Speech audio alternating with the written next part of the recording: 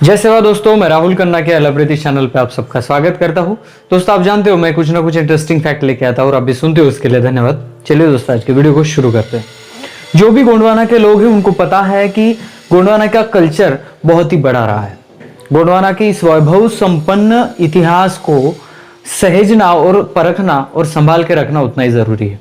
इसके लिए इसके हर युवक को वाचन होना जरूरी है, उसको समझना जरूरी है कि गोंडवाना है क्या और ये कंसेप्ट कहां से आया और कैसे चल रहा है। तो इस गोंडवाना धरोहर को समझने के लिए यह भी एक महत्वपूर्ण है कि आपको इतिहास पता चले।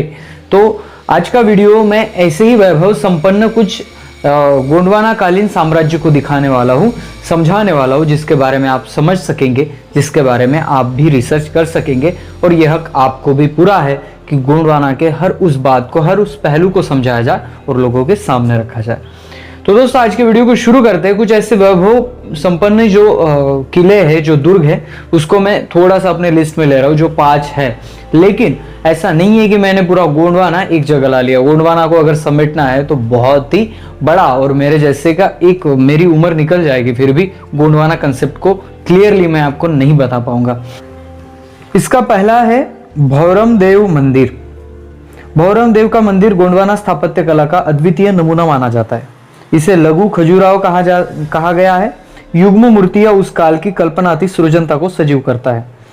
रथयोग में रथ मूर्तियों का निर्माण जिस गोंड शासक ने करवाया है, वह अपनी सृजनात्मक शक्ति के लिए सदैव स्मरण किया जाता रहेगा। ज्ञात होता है कि कौधुरागढ़ के विभाजन से गोंडवाना 3 खंड में विभाजित हो गया था। गोंड शासक रामचंद्र शाह ने सन 1968-1989 के मध्य अपने पूर्वज भूरदेव या भौरादेव की स्मृति में भौरमदेव मंदिर का निर्माण करवाया था। यह मंदिर वर्तमान साले टेकरी पर्वतांचल में स्थित है। संभवतः इसकी प्रतिकृति चंदेल शासकों ने खजुराहो में स्थापित किया था, जो आज विश्व के पर्यटन मानचित्र पर स्थान बना चुका है। संभवतः राजा रामचंद्र कौदुरागढ़ का शासक था। नंबर 2 पे आता है चांदागढ़ किला। राजा का प्रसाद निर्माण में गोंडवाना का चांदागढ़ किला विशिष्ट स्थान रखता है। कहते हैं कि इसके निर्माण में 500 वर्ष लगे थे। इतनी लंबी अवधि में निर्माण पूर्ण होना राज्य की वित्तीय दशा कमजोर होने की पुष्टि करता है।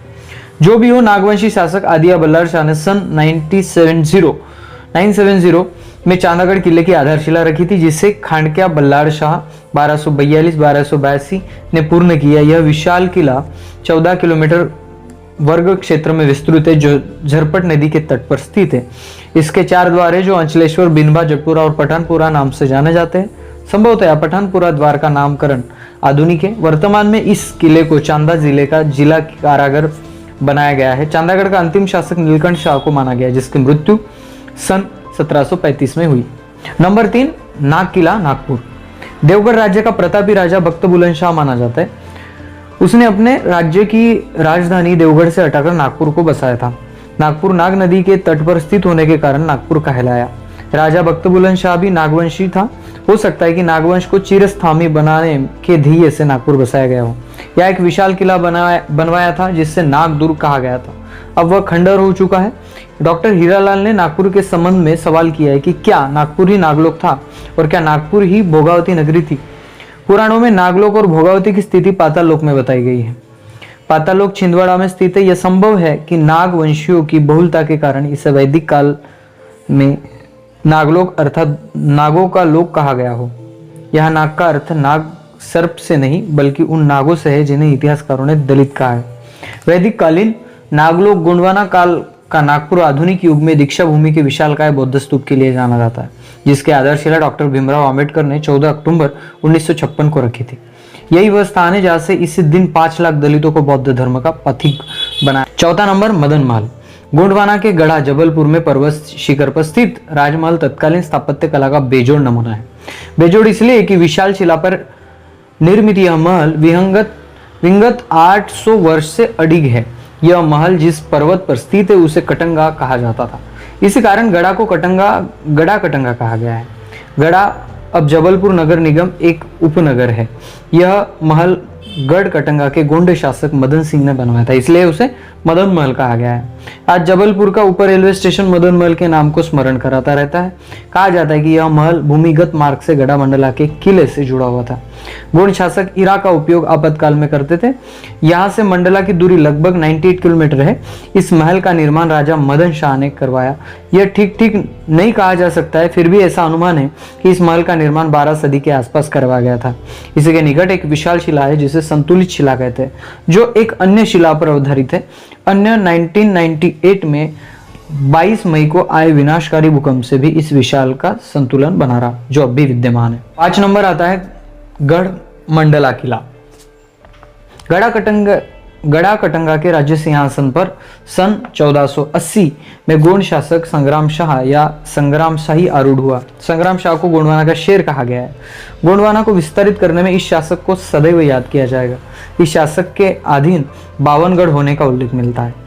राजा संग्राम शाह के द्वारा नर्मदा और बंजर नदी के संगम स्थल पर विशाल महल निर्मित करवाया गया था, जिसे मंडलागढ़ या मंडला किला कहा गया था।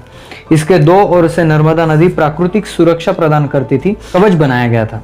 कहा जाता है कि राजा निजाम शाह ने इस दुर्ग में राजराजेश्वर देवी की मूर्ति स्थापित किया था। अब किले का एकमात्र बुर्ज शेष है।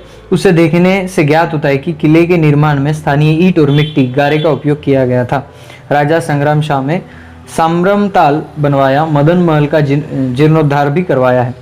गढ़ा में बाजना का मठ निर्माण इसी ने करवाया था, क्योंकि वह भैरव का उपासक था।